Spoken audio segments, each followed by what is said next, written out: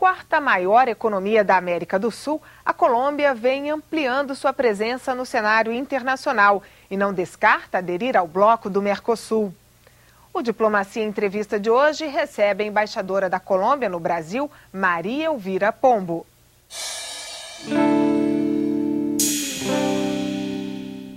A embaixadora da Colômbia, Maria Elvira Pombo, é uma especialista em comércio. Já morou no Brasil durante muito tempo, promovendo exatamente o comércio entre Colômbia e Brasil. Embaixadora, bem-vinda ao programa Diplomacia. Inicialmente, a senhora que vem é uma especialista na área do comércio bilateral. Quando a gente olha as cifras Brasil-Colômbia, apesar da capacidade econômica dos dois países, ainda é um comércio tímido, né? Pouco mais de $1 bilhão de importações brasileiras, pouco mais de $2 bilhões de importações colombianas. Por que isso? É o Mercosul que atrapalha um pouco? Não é o Mercosul. São países com economias de escala muito diferentes e com uma produção parecida.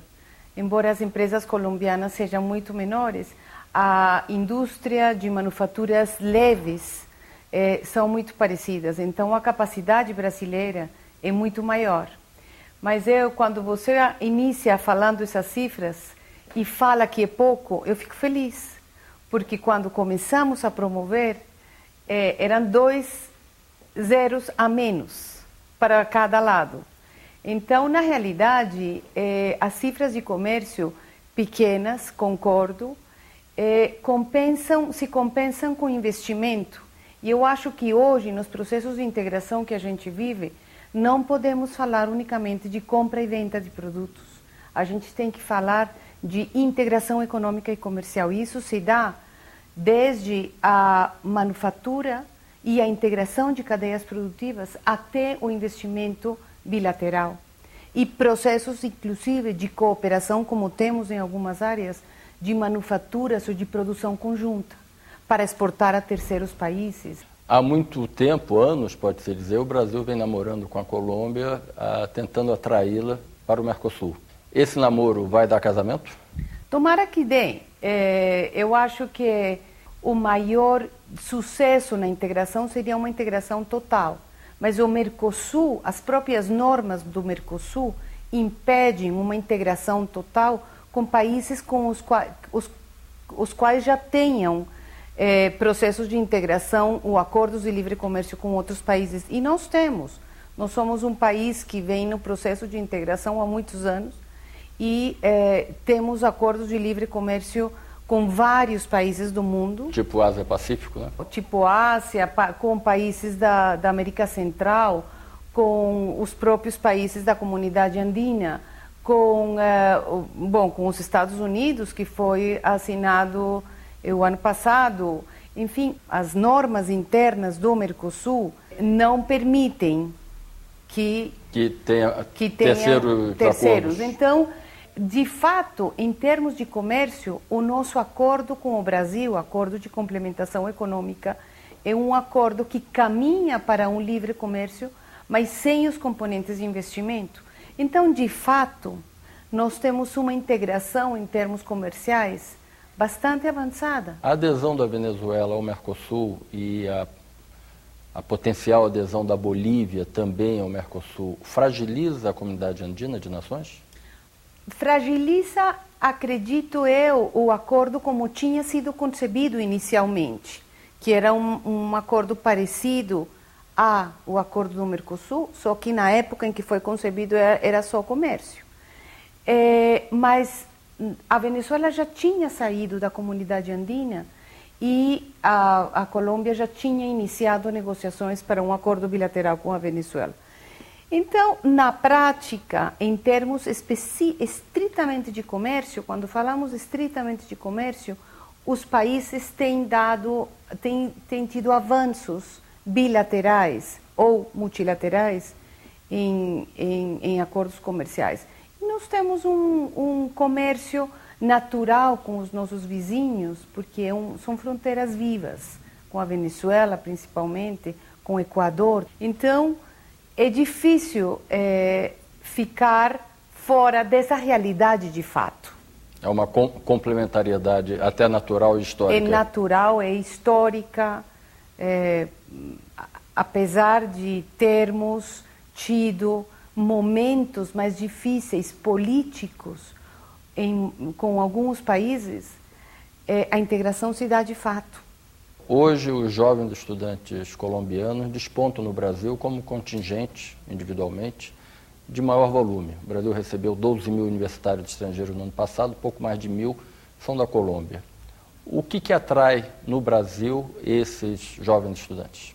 O interesse da integração. Eu acho que o Brasil, por conta da língua, por conta do português e por essa fronteira imensa que nos divide, que é o Amazonas e que faz uma barreira natural, histórica, nós temos tido menos integração como poderíamos ter tido. E isso, nos últimos anos, vem melhorando, principalmente na área da educação. Hoje a Colômbia participa com quase 50%, 43% das bolsas de estudos otorgadas em um dos programas do governo brasileiro. Isso é um índice muito alto. O diploma da Universidade Brasileira, ele é facilmente reconhecido na Colômbia e o profissional egresso do Brasil tem maiores facilidades no mercado de trabalho colombiano? Olha, nós temos uma dificuldade ainda por resolver entre os dois países e é a falta de um convênio de homologação de títulos. Nós não temos um convênio de homologação de títulos, ou seja, o estudante que se forma em universidades brasileiras, que se é formado, não tem o seu título homologado ou vice-versa nos dois países. Porém, as próprias universidades têm acordos interinstitucionais que permitem alguns títulos, mas para exercer, por exemplo, direito, medicina, isso aí nós temos que trabalhar na homologação de títulos. Está ocorrendo uma feira de equipamentos bélicos no Brasil e a Colômbia se faz presente fortemente. Esse é um novo ramo da indústria colombiana que desponta? A indústria colombiana de defesa é uma indústria que tem uma trajetória importante. Nós temos uma trajetória desde roupas até indústria bélica, armas e tal, mas os acordos de cooperação da Colômbia com o Brasil têm a parte de defesa é muito importante. Nós fabricamos na Colômbia umas lanchas de rio que têm uso civil e militar. O ano passado já o Brasil comprou as primeiras 4 embarcações, são lanchas para os rios para patrulha de fronteira. Para a patrulha de fronteira, e já estamos trabalhando na próxima venda dessas lanchas. E além disso temos um programa muito interessante que é uma construção conjunta entre Brasil e a Colômbia de um navio para patrulha do Amazonas. É uma construção conjunta. A fronteira, que sempre foi uma área muito sensível entre os dois países pela dificuldade de vigilância, a questão do narcotráfico, a própria questão interna da Colômbia, ainda é uma área preocupante? Preocupante é. Sempre eu acho que a gente não pode deixar a vigilância do narcotráfico para países isolados. Há uma ação conjunta? Definitivamente, há uma ação conjunta, que passa por vários aspectos. Desde dentro do marco do Unasul, no Conselho de Defesa da Unasul, até programas conjuntos de iniciativa do próprio governo brasileiro, como é o trabalho das fronteiras, que o primeiro país com quem o Brasil começou foi com a Colômbia. Então, nós temos muita cooperação. Embaixadora, a América do Sul passa um momento assim muito peculiar, né? O momento econômico não é tão bom quanto foram nos anos recentes. Tivemos situações políticas conturbadas no Paraguai, na Venezuela, novas eleições, uma certa estagnação no processo de integração fruto disso. Como é que a senhora vê esse retrato todo? Quando o presidente Santos iniciou o governo colombiano, estávamos com um problema sério com a Venezuela. O presidente Santos e o governo colombiano chegou e resolveu o problema no dia seguinte à inauguração presidencial, à toma de posse do presidente.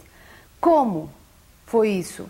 Através do respeito pelas diferenças e a construção conjunta das possibilidades. E eu acho que isso é a principal, a linha de conduta de países com interesses de construção e ideologias diferenciadas. E mecanismos como o Unasul, que mexe mais na parte política desta nossa região latino-americana, serão o marco para lidar com essas dificuldades que eventualmente um país ou outro tenha. Bem, eu agradeço a sua presença aqui no programa Diplomacia e você nos acompanha no próximo bloco com as notícias culturais, daqui a 1 minuto.